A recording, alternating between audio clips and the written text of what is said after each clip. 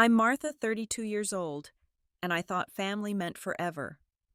Standing in my childhood living room watching my brother Gerald pack his belongings, while his cruel words about me not being real family still echoed in my ears, I felt something break inside me. The devastating moment when our parents, Eleanor and Frank, nodded in agreement with his rejection was burned into my memory. But what they didn't know was that the legal document hidden in my purse would change everything. Before I tell you how I turned the tables, please let me know where you're watching from and hit that subscribe button. This story will show you why blood doesn't always make family, but justice always finds a way. Growing up in Springfield, Illinois, our beautiful colonial house on Maple Street looked like something from a magazine. White picket fence, perfectly manicured lawn, flower beds that Eleanor tended with obsessive care. From the outside, we were the picture-perfect American family. But pictures can be deceiving, and ours certainly was. Eleanor and Frank had tried for years to have children before they adopted me at age 3. I have vague memories of the foster system, but mostly I remember feeling grateful to finally have a real home. They showered me with love those first 2 years, and I believed I had found my forever family. Then Gerald was born when I was 5, and everything shifted. It wasn't immediate, but the changes were undeniable. Gerald was their biological miracle, the child they had prayed for, the one who looked exactly like Frank with Eleanor's bright blue eyes. I was the practice child, the warm-up act before the main event arrived. The differences started small. Gerald got the bigger bedroom because boys need more space. His baby pictures filled every surface, while mine were relegated to a single album tucked away in the closet. When Gerald started walking, Eleanor would spend hours documenting every milestone with the new video camera Frank had bought. My achievements were acknowledged with a pat on the head and a "that's nice, dear." As we grew older, the disparity became more pronounced. Gerald attended St. Matthew's Preparatory Academy, a prestigious private school 30 minutes away. The tuition was astronomical, but Frank insisted that the best education is worth any sacrifice. Meanwhile, I walked 6 blocks to Lincoln Elementary, then later to the public high school, where class sizes were twice as large and resources half as adequate. When Gerald turned 16, Frank surprised him with a brand new Toyota Camry, complete with a red bow in the driveway. I watched from my bedroom window as Gerald whooped with joy, and Eleanor clapped her hands in delight. For my 16th birthday 3 months later, I got a cake from the grocery store and $50 toward whatever you'd like. I used that money and my savings from babysitting the neighborhood kids to buy a used bicycle from the classified ads. Christmas mornings were particularly telling. Gerald's pile of presents would tower over mine, filled with expensive electronics, designer clothes, and whatever gadgets he had mentioned wanting. My gifts were practical school supplies, modest clothing from discount stores, maybe a book or two. When I thanked them, Eleanor would always say, "We want you to learn the value of hard work and not take things for granted." But the message was clear: Gerald deserved abundance because he belonged, while I should be grateful for the basics because I was a charity case. Instead of becoming bitter, I threw myself into academics and extracurricular activities. I joined the debate team, volunteered at the local animal shelter, and maintained a perfect GPA throughout high school. I thought if I could just be good enough, smart enough, helpful enough, they would love me the way they loved Gerald. Looking back, I realize I was trying to earn something that should have been freely given. I was performing for acceptance in my own home, competing with a child who didn't even know we were in a race. Gerald never had to earn their love. It was his birthright. I, on the other hand, was auditioning for a role I thought I had already been cast in. Northwestern University became my escape route, though I didn't see it that way at the time. When my acceptance letter arrived with a full academic scholarship, I was ecstatic. Frank barely looked up from his newspaper when I announced the news, while Eleanor gave me a distracted hug and said she hoped I wouldn't get too big for my britches in the big city. Gerald, meanwhile, was planning his gap year in Europe, funded entirely by our parents. The contrast wasn't lost on me. but I had learned to swallow disappointment and keep moving forward. College was a revelation. For the first time in my life, I was judged solely on my merit. My professors didn't care about my adoption story or family dynamics. They cared about the quality of my work. I flourished in business school, particularly in marketing and finance classes. I loved the logic of numbers, the strategy of market analysis, the thrill of identifying profitable opportunities. I graduated summa cum laude and landed an entry-level position at Henderson Marketing in Chicago. The salary wasn't impressive, but it was mine. I rented a tiny studio apartment in Lincoln Park and furnished it with pieces from thrift stores and garage sales. Every stick of furniture, every dish, every towel represented my independence. While my college friends were out partying and spending their paychecks on clothes and entertainment, I was reading financial blogs and investment guides. I tracked every expense, saved 60% of my income, and lived like a monk. My colleagues thought I was crazy, but I had learned early that security came from self-reliance, not from depending on others. Over the next 8 years, I was promoted 4 times.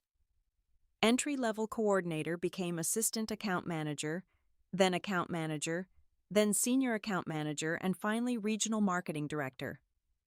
Each promotion came with a salary increase that I immediately funneled into savings and investments.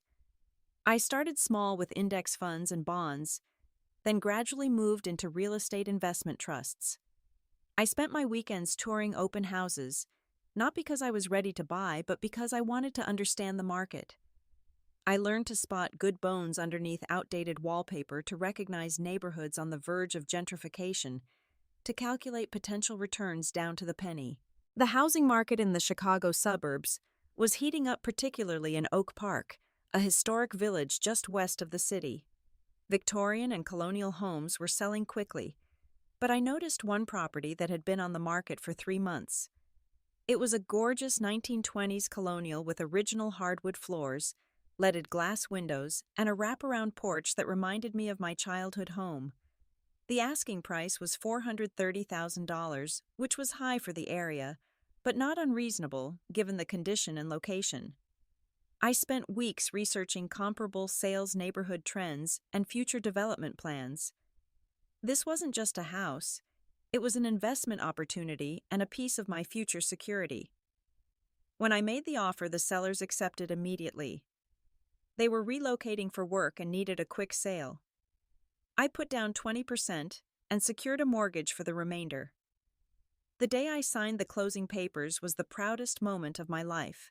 At 30 years old, I owned real estate worth nearly $500,000. The house was beautiful, but it was too large for just me and too expensive to leave empty. After careful consideration, I decided to make it a rental property. The location was perfect for families, and I could charge enough rent to cover the mortgage taxes and maintenance while building equity. That's when Eleanor called with what she described as wonderful news. She and Frank were thinking about downsizing from their big house in Springfield. They had found a lovely rental in Oak Park that would be perfect for their retirement years. Would I mind taking a look at it with them? I drove out to Springfield that weekend, and Eleanor excitedly showed me the listing on her laptop. My heart stopped when I saw the address. It was my house. They wanted to rent my property without knowing I owned it. For a moment, I considered telling them the truth immediately, but something held me back. Maybe it was curiosity about how they would treat a landlord versus how they treated their adopted daughter. Maybe it was a test I didn't even realize I was conducting. I told them the house looked lovely and that I would help them with the rental application if they decided to pursue it. 3 weeks later, they signed a lease for $2,000 per month, which was $800 below market rate. I had instructed the property management company to offer them the discount for being ideal tenants.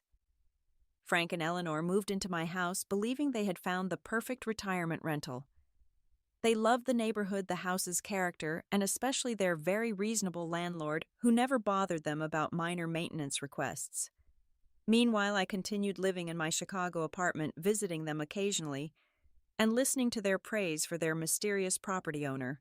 For 2 years, I watched my parents enjoy the security and comfort of a home I had provided for them all, while they continued to treat me as a second-class family member. It was a strange form of penance, I suppose, paying for their comfort while receiving none of their appreciation. The phone call that would change everything came on a Tuesday evening in March.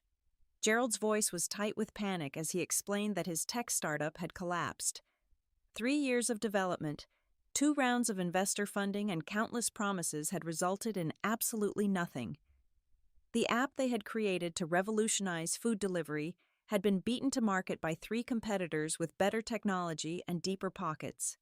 Gerald had invested everything he had in the company, including his children's college funds and the equity from his house.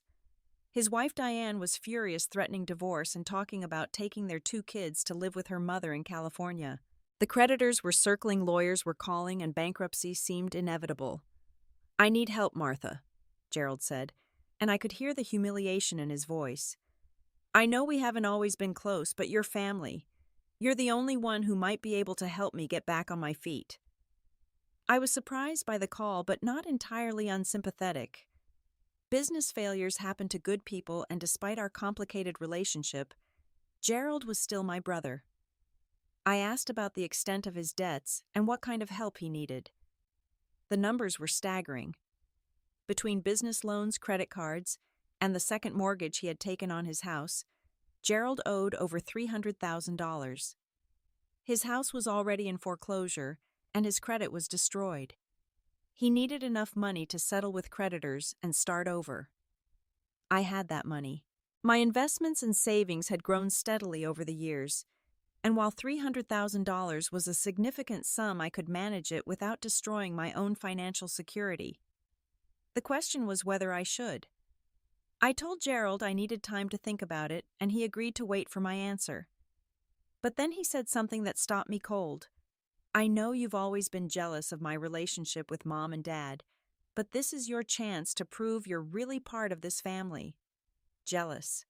As if my hurt over years of differential treatment was simple envy rather than a natural response to obvious favoritism. As if I needed to prove my place in a family that had never fully embraced me. I called Eleanor the next day to discuss Gerald's situation.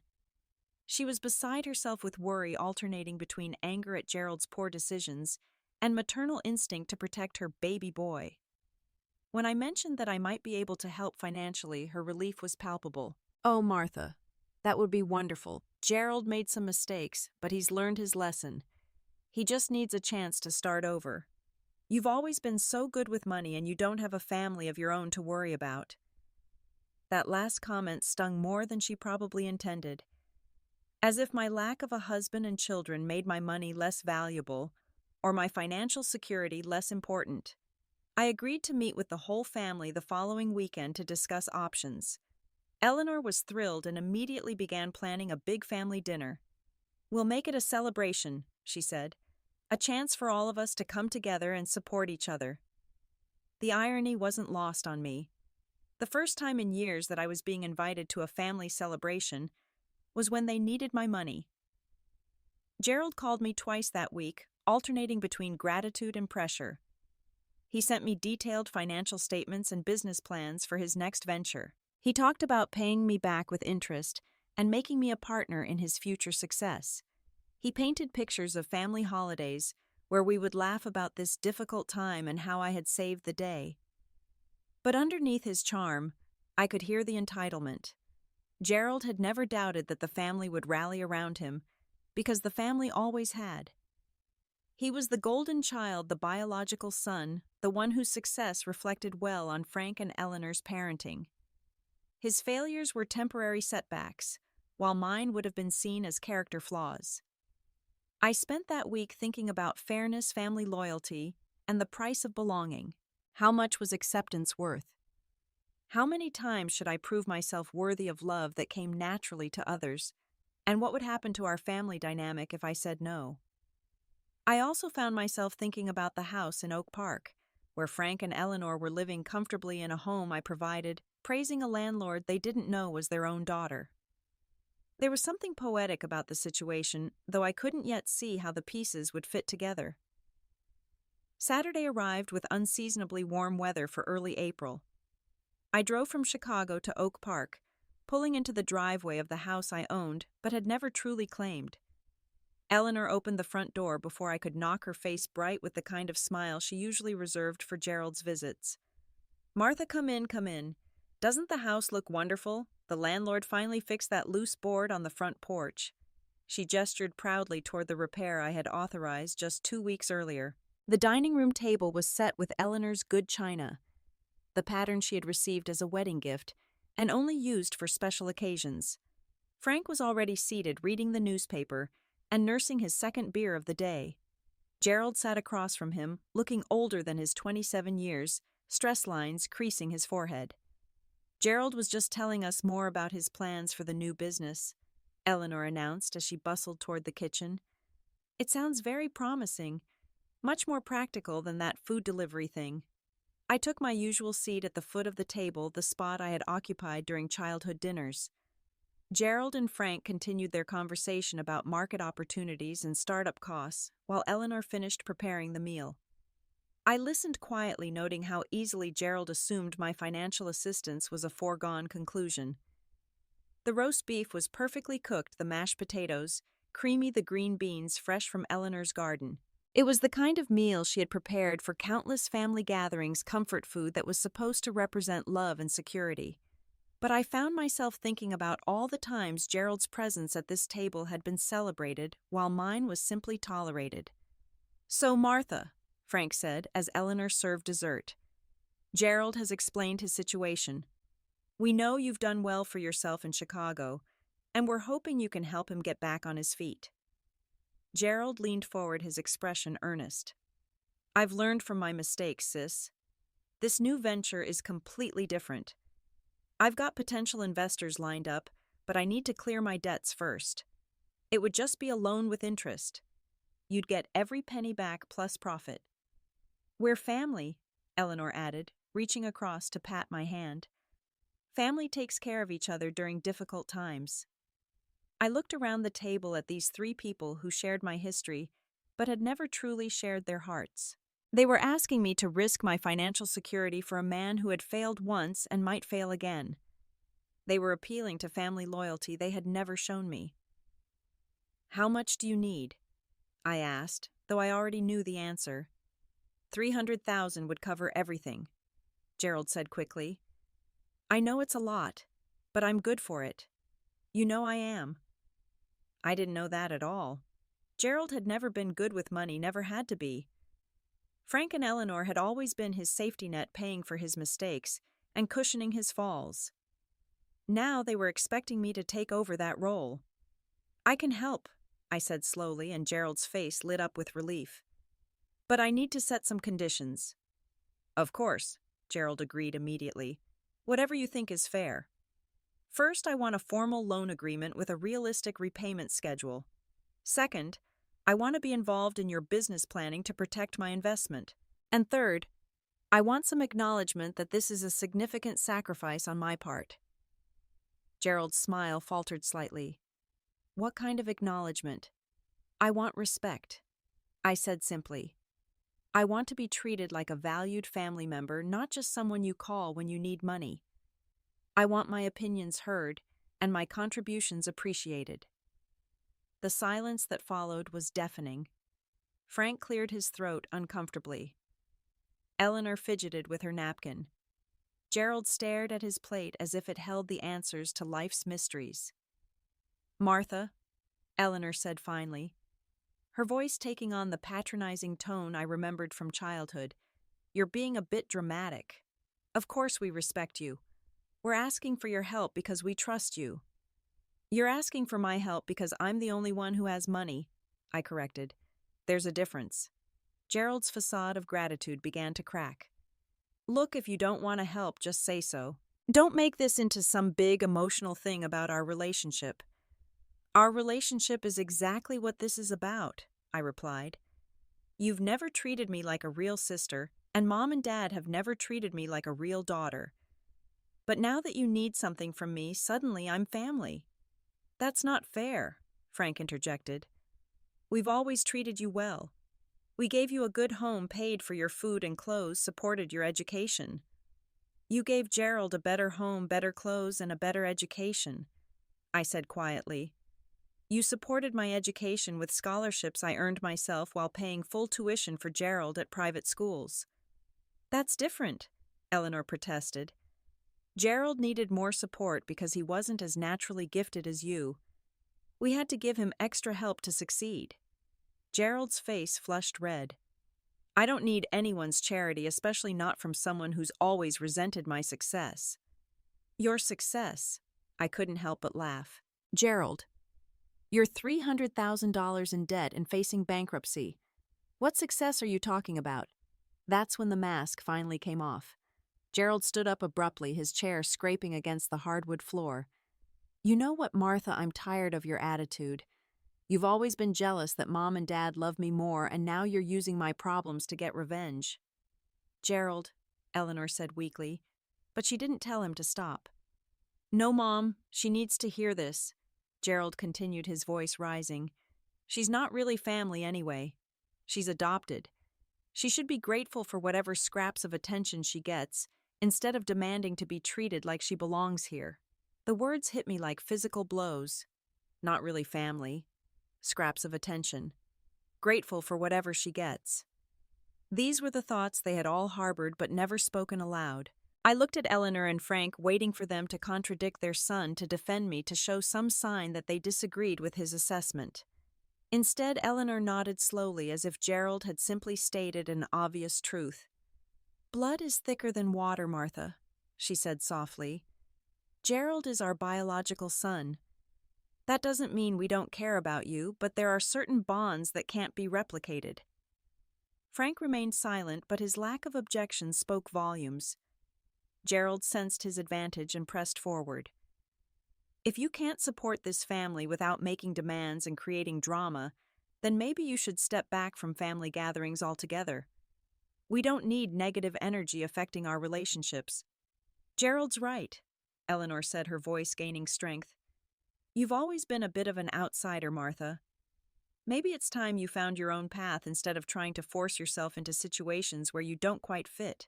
I sat there in stunned silence, absorbing the fact that my adoptive family had just collectively rejected me.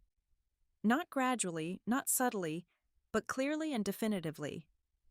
They had shown me exactly where I stood in their hierarchy, and it wasn't anywhere close to where I had hoped to be. But as the initial shock wore off, I felt something else rising in my chest. Not just hurt, but anger. Not just disappointment, but clarity. They had finally told me the truth about how they saw me, and that truth was liberating in its honesty.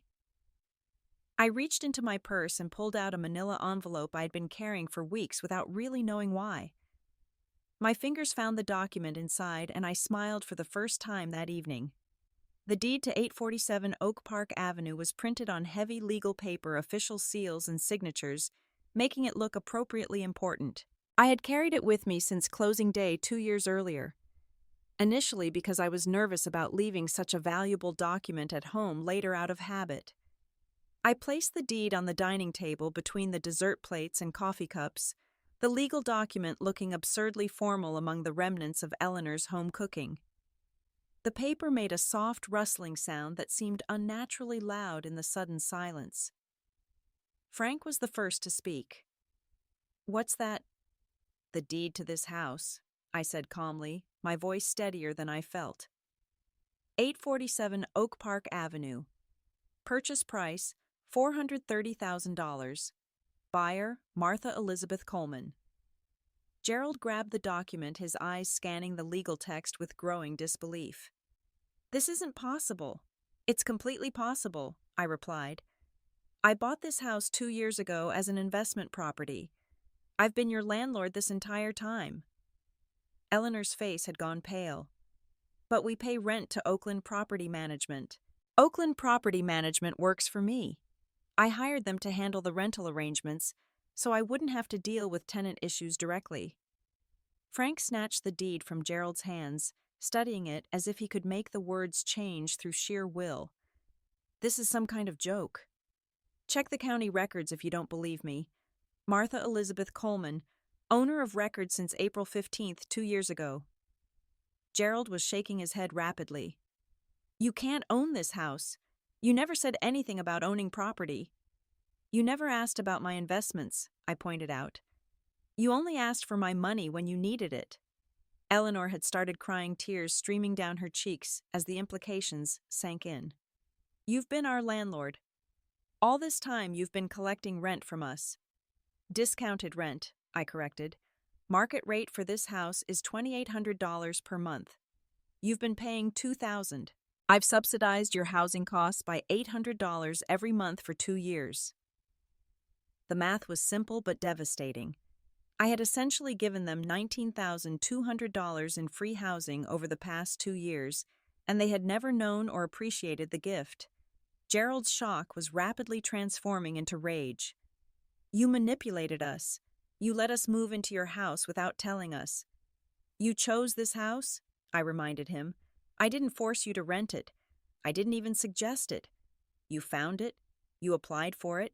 You signed the lease. But you knew, Eleanor wailed.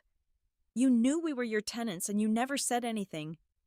I wanted to see how you would treat a landlord versus how you treat your daughter, I said honestly. It turns out you have a lot more respect for someone you think controls your housing than you do for someone who shares your family name. Frank was still staring at the deed as if he could find some loophole in the legal language. This doesn't change anything. You still need to respect family relationships. Family relationships require mutual respect, I said. You just told me I'm not really family. You said I should be grateful for scraps of attention. You agreed that I should step back from family gatherings. Gerald was pacing now, his hands clenched into fists. You can't evict us over a family argument. I'm not evicting you over a family argument, I said calmly. I'm making a business decision. Since you've made it clear that we don't have a family relationship, we'll have a purely business relationship instead. I pulled out my phone and opened the calculator app. Market rate rent for this property is $2,800 per month. Your current lease expires at the end of this month. If you want to stay, you'll need to sign a new lease at market rate. Eleanor gasped. We can't afford that much. We're on a fixed income. Then you'll need to find housing you can afford, I said. Just like any other tenant would. Frank's face was turning red with anger and embarrassment. You can't do this to us. We're your parents. You just finished explaining that biology matters more than choice in family relationships, I pointed out. You're not my biological parents, so by your own logic, I don't owe you special consideration. Gerald stopped pacing and turned to face me, his expression shifting from anger to desperation. Okay, fine. Maybe we said some things we didn't mean, but you can't throw us out on the street over hurt feelings. I'm not throwing anyone out, I said. I'm giving you the same options any tenant would have. Pay market rate or find somewhere else to live. You have 30 days to decide. 30 days? Eleanor cried. We can't find a new place in 30 days. You can if you start looking immediately, I said. Or you can pay the higher rent and stay. Those are your options. Gerald slammed his hand down on the table, making the coffee cups rattle. This is blackmail. You're using our housing situation to get revenge for the loan. Actually, Gerald, I'm not lending you the money at all, I said. You made it very clear that I'm not really family, so I'll be treating this as a business relationship only. And from a business perspective, lending money to someone who just declared bankruptcy is a poor investment. The silence that followed was complete. Eleanor's crying had stopped, replaced by shock. Frank stared at me as if seeing me for the first time. Gerald looked like he had been punched in the stomach. You can't be serious, Eleanor whispered. I'm completely serious, I replied. You've shown me exactly how you see me and what our relationship really means to you. I'm simply responding accordingly. Frank found his voice first. Martha, you're being unreasonable. We raised you, fed you, clothed you. You owe us something. I paid you back by subsidizing your rent for 2 years, I said. $19,200 worth of gratitude. That seems like adequate repayment for room and board from 30 years ago. Gerald was starting to panic, the reality of his situation finally sinking in. Look, I'm sorry about what I said. I was stressed about the business situation. I didn't mean it. Yes, you did, I said simply. You meant every word. You've probably thought those things for years. Today you just finally said them out loud. I stood up and smoothed my skirt, preparing to leave. You have until the end of the month to make your decision about the lease. If you choose to move out, please leave the house in the same condition you found it. If you choose to stay, rent is due on the first of every month. Eleanor grabbed my arm as I walked past her chair. Please, Martha, don't do this. We're family. I gently removed her hand from my arm. No, Eleanor. As you so clearly explained, we're not family. We're just people who used to live in the same house. I picked up the deed from the table and tucked it back into my purse. The legal document felt heavier now, weighted with years of accumulated hurt and the power to finally balance the scales. Gerald made one last desperate attempt. What do you want? An apology. Fine. I apologize. I'm sorry. I said you weren't family. Are you happy now? An apology you're forced to give isn't worth anything, I said. Besides, you were telling the truth. I never was really family to you. I was just a practice child until the real one came along. I walked toward the front door, past the living room where I had played as a child, past the staircase where I had sat listening to Gerald get praised for achievements that surpassed mine, past the kitchen where I had eaten 1,000 meals while feeling like a grateful guest. This isn't over, Gerald called after me. I'll fight this. I'll take you to court. For what? I asked, turning back one last time. I'm a property owner making legal decisions about my investment. You're a tenant whose lease is expiring. The courts will uphold my right to charge market rent or refuse to renew your lease. I opened the front door and stepped onto the porch I had paid to repair, breathing in the cool April air. For the first time in years, I felt truly free. The 30 days that followed were filled with desperate phone calls, angry voicemails, and increasingly frantic attempts at reconciliation. Gerald called me 17 times the first week alone, alternating between threats and pleas. Eleanor sent handwritten letters that arrived almost daily, filled with childhood memories and appeals to my sense of family loyalty. Frank tried a different approach, calling my office and speaking to my assistant about urgent family matters. When that failed, he showed up at my apartment building one evening, waiting in the lobby until I came home from work. We need to talk, he said, his voice carrying the authoritative tone he had used when I was a child. We really don't, I replied, walking past him toward the elevator. He followed me, his desperation overriding his usual reserve. Martha, you're destroying our family over a moment of anger. Gerald didn't mean what he said. Gerald meant exactly what he said, I replied, pressing the button for the 6th floor. And you and Eleanor agreed with him. We were trying to support our son during a difficult time. You were telling the truth about how you've always seen me. The elevator doors opened and I stepped inside. Frank moved to follow, but I held up my hand. Frank, the conversation is over. You have 2 weeks left to decide about the lease. The doors closed on his stricken face, and I rode up to my apartment feeling lighter than I had in months. The truth, however painful, was liberating.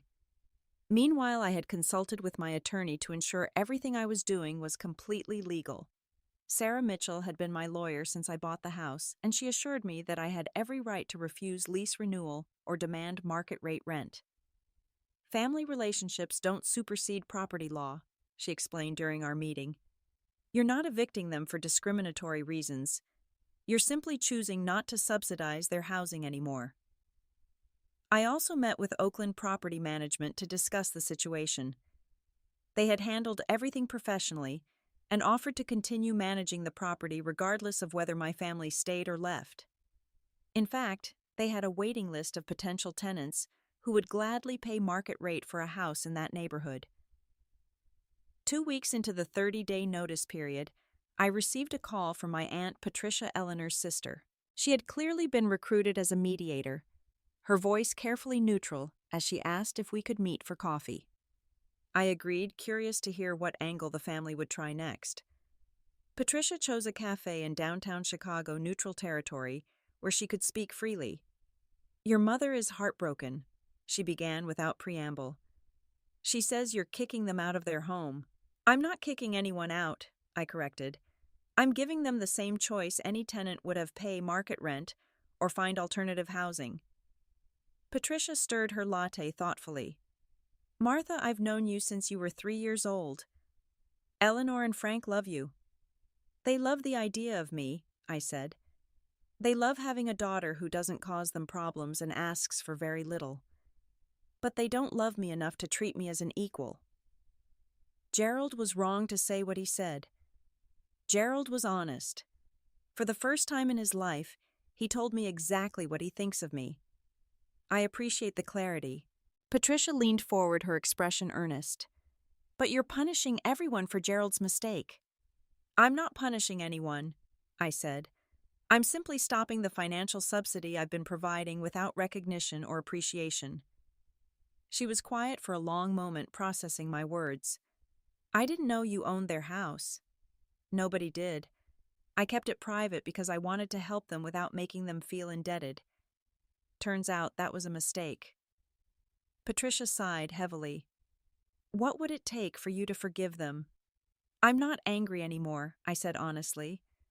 "I'm just done pretending we have a relationship we've never actually had." 2 days later, Eleanor called me directly, her voice small and defeated. "We've looked at apartments in our price range. They're all in neighborhoods that aren't very safe." "I'm sorry to hear that," I said, and I meant it. "Couldn't you at least give us more time? 6 months, maybe? To save up for a security deposit somewhere else?" "Eleanor, you've had 2 years of reduced rent. That's $19,000 you could have saved for exactly this situation." "We didn't know we needed to save it," she protested. "We thought we had found a permanent rental." "Nothing is permanent," I said gently. "That's why smart tenants save money for unexpected changes." On the day before their lease expired, Gerald made one final attempt at negotiation. He arrived at my apartment unannounced, looking haggard and desperate. "I'll do anything," he said when I opened the door. "I'll apologize publicly. I'll admit I was wrong. Just please don't destroy Mom and Dad's security over my stupid comments." I led him into my living room, noting how he glanced around at my modest furnishings with surprise. He had probably expected something more lavish from someone who could afford to own rental property. "Gerald, this isn't about punishment or revenge," I said. "It's about recognizing reality. We were never the close family I thought we were, and that's okay. But I'm not going to keep pretending otherwise. But Mom and Dad don't deserve this. Mom and Dad deserve exactly what any other tenants would get: fair treatment according to the terms of their lease." Gerald slumped in my chair, the fight going out of him. "I've lost everything. My business, my house, my family's respect. If you take away their home too, I'll never forgive myself." "You didn't take away their home, Gerald. They've been renting this entire time. Rental properties change hands, leases expire, circumstances change. That's the nature of renting." He looked up at me with something that might have been respect. "When did you become so hard?" "I'm not hard," I said. "I'm just finally standing up for myself." The next morning I received a call from Oakland Property Management. Frank and Eleanor had turned in their keys and left the house clean and undamaged. They had chosen to move rather than pay market rent. I felt a complex mix of emotions: sadness that it had come to this, relief that the pretense was finally over, and pride that I had stood firm in my convictions. 6 months after my family moved out of my house, I stood in the same living room where our relationship had finally died, watching a new family move in. The Johnsons were a young couple with 2 small children, and they were thrilled to find such a beautiful house in their budget. Mrs. Johnson ran her hand along the built-in bookcases with obvious appreciation. "The previous tenants must have taken wonderful care of this place. Everything is in perfect condition." "They were very responsible tenants." I agreed, not mentioning that those tenants had been my adoptive parents. "The Johnsons paid market rent without complaint, and sent thank you notes when I approved their requests for minor improvements. They treated me with the respect due to a property owner who provided them with good housing at a fair price. It was a refreshingly straightforward relationship. Meanwhile, I had started therapy to work through the complex emotions surrounding my family situation. Dr. Rebecca Williams specialized in adoption and family trauma, and she helped me understand that my experience wasn't uncommon. Many adoptees struggle with feeling like they need to earn their place in the family, she explained during one of our sessions. When that feeling is reinforced by actual differential treatment, it can create lasting patterns of people-pleasing and self-doubt. The therapy was helping me recognize that my worth wasn't tied to my family's approval. I had built a successful career, maintained financial independence, and made sound decisions throughout my adult life. Their inability to appreciate those achievements was their limitation, not my failure. I also started dating for the first time in years. Richard was a fellow marketing professional I met at a conference, and he was fascinated by my real estate investments, rather than intimidated by them. He encouraged my independence and celebrated my successes without making me feel like I needed to dim my light to make him comfortable. "You're one of the most self-sufficient people I've ever met," he said one evening as we walked along Lake Michigan. "It's incredibly attractive. Most men find successful women threatening." I replied, still adjusting to being with someone who appreciated my accomplishments. "Most men are idiots," he said, taking my hand. "I want a partner, not a dependent." Gerald called me exactly once during those 6 months on my birthday. His voice was carefully neutral as he wished me well and mentioned that he had found a job managing someone else's startup. No mention of our family situation, no request for money, just a brief acknowledgement of the day. I appreciated the gesture, though I didn't return the sentiment when his birthday came around. We had moved beyond the pretense of closeness, and forced pleasantries felt dishonest. Eleanor sent Christmas cards to my office, careful notes about their new apartment and how they were adjusting to their smaller space. She never directly asked about reconciliation, but the subtext was clear in every carefully chosen word. Frank maintained complete silence, his pride apparently preventing any acknowledgement of what had happened. I respected his consistency, even if I disagreed with his choices. The most unexpected change was how the situation affected my relationship with extended family. Several aunts and uncles reached out to express their support, sharing stories about how they had always noticed the differential treatment but felt powerless to address it. "We wondered if you knew," my Uncle Richard admitted during a phone conversation. "Gerald always got the best of everything and you just seemed to accept it." "I thought that was normal," I said. "I thought that was what being adopted meant." "Being adopted should mean being chosen," he replied. "Eleanor and Frank chose you, but then they acted like you should be grateful instead of loved." These conversations helped me understand that the problem hadn't been invisible to others. My family's treatment of me had been obvious to people who cared enough to notice, but no one had felt comfortable intervening in someone else's family dynamics. As the months passed, I found myself thinking less about my family and more about my future. I was considering purchasing another rental property, this time a duplex that would provide steady income and potential tax benefits. I was also exploring the possibility of starting my own marketing consultancy, leveraging my corporate experience to build something entirely my own. Most importantly, I was learning to value myself independent of anyone else's opinion. The little girl who had tried so hard to earn love had grown into a woman who understood that real love doesn't require payment or proof. 2 years after the confrontation that changed everything, I received an unexpected call from a number I didn't recognize. The voice on the other end was small and uncertain, but definitely familiar. "Aunt Martha. This is Timothy, Gerald's oldest son, now 14 years old." I hadn't spoken to him since the family split, though I had occasionally wondered how the children were processing their father's business failure and their grandparents' move. "Hi, Timothy," I said, settling into my office chair. "How are you doing?" "I'm okay, I guess. I got your number from Uncle Richard." "I hope it's okay that I called." "Of course it's okay. I'm glad to hear from you." There was a long pause before he continued. I wanted to tell you that I'm sorry about what happened with Dad and Grandma and Grandpa. I know Dad said some really mean things to you. I was touched by his maturity and his desire to reach out. Thank you for saying that, Timothy. It means a lot. I also wanted you to know that I understand why you did what you did. We learned about property rights in social studies class, and I told my teacher about the situation. She said you were just being a normal landlord. I smiled at his earnest explanation.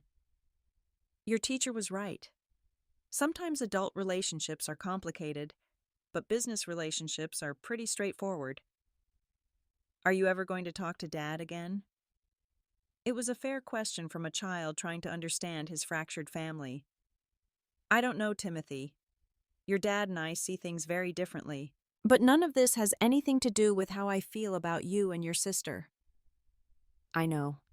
I just miss having you at family stuff. I miss you too, I said honestly.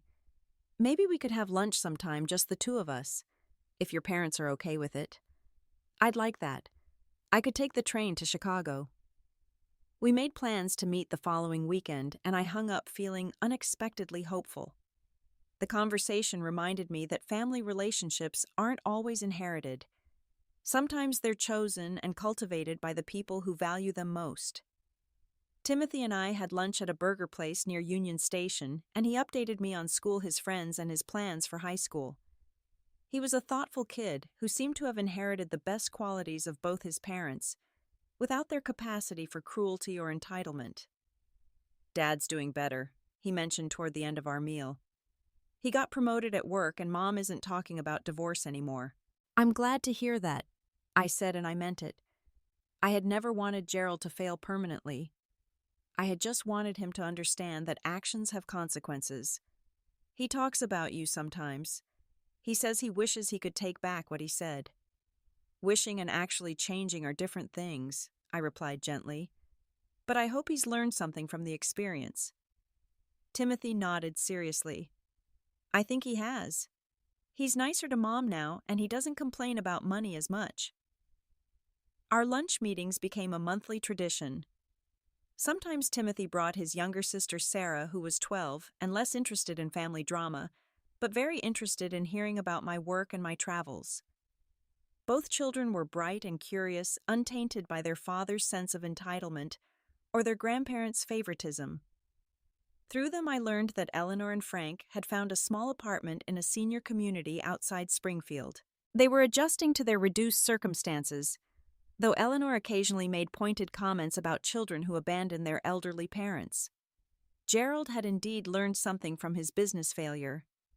His new position was stable rather than glamorous, and he had apparently given up dreams of entrepreneurial glory in favor of steady paychecks and predictable hours. Diane was working part-time as a substitute teacher, and they were slowly rebuilding their financial security. None of them had directly apologized or acknowledged that their treatment of me had been wrong. But according to Timothy, there were subtle changes in how they talked about family loyalty and responsibility. Gerald no longer made dismissive comments about adopted children, and Eleanor had stopped her lectures about gratitude and knowing one's place. It wasn't the acknowledgement I had once craved, but it was evidence that my actions had forced them to examine their assumptions. Sometimes the best apology is a change in behavior, even if the words are never spoken. Meanwhile, my own life had continued to flourish. The marketing consultancy I had started was thriving with clients throughout the Midwest and a growing reputation for innovative campaigns. I had purchased 2 more rental properties and was considering expanding into commercial real estate. Richard and I had moved in together, sharing a beautiful apartment in Lincoln Park with floor-to-ceiling windows and a view of the lake. He continued to celebrate my successes and encourage my ambitions, never once suggesting that I should minimize my achievements to make others more comfortable. Most importantly, I had built a chosen family of friends and colleagues who valued me for who I was, rather than what I could provide. My friend Jennifer from college had become like a sister to me, someone who celebrated my victories and supported me through challenges. My mentor at work, David Chen, had become a father figure who offered guidance without trying to control my decisions. These relationships were based on mutual respect and genuine affection rather than obligation or blood ties. They reminded me daily that love should feel supportive rather than conditional, encouraging rather than diminishing. On the second anniversary of our family confrontation, I drove past the house in Oak Park where it all happened. The Johnsons had planted a beautiful garden in the front yard, and children's bikes were scattered on the porch. It looked like a home filled with laughter and security, exactly what a house should be. I thought about the family dinner where everything changed the moment when years of pretense finally crumbled into honest cruelty. It had been devastating at the time, but I now recognized it as a gift. Gerald's harsh words had forced me to stop hoping for something that was never going to happen and start building something that actually could. I had learned that family isn't about blood or legal documents or shared history. It's about people who choose to love and support each other consistently day after day, year after year. It's about respect that doesn't have to be earned through constant performance. Most importantly, I had learned that my worth wasn't negotiable. I was valuable because I existed, not because of what I could provide or how grateful I appeared to be. That lesson had transformed every aspect of my life, from my career to my relationships to my daily interactions with the world. The little girl who had spent years trying to earn her place in a family that never truly embraced her had grown into a woman who understood that belonging starts with accepting yourself. Once you know your own value, you can't be convinced to accept less than you deserve. Standing on that sidewalk in Oak Park, looking at a house that represented both my greatest hurt and my most important victory, I felt nothing but gratitude. Gratitude for the strength to stand up for myself, for the wisdom to recognize when something wasn't working, and for the courage to build something better. I drove home to the life I had created, surrounded by people who chose to love me and whom I chose to love in return. It was smaller than the family I had once hoped for, but infinitely more valuable because it was real.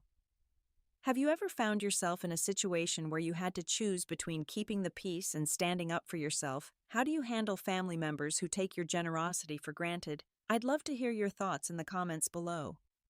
If this story resonated with you, please give it a like and subscribe for more real-life stories about finding your worth and building the life you deserve. Share this with someone who might need to hear that their value isn't up for negotiation. Thank you for listening to my story, and remember that sometimes the family you create is more important than the family you're born into. Until next time, keep standing up for yourselves and never let anyone convince you that you're worth less than you know you are.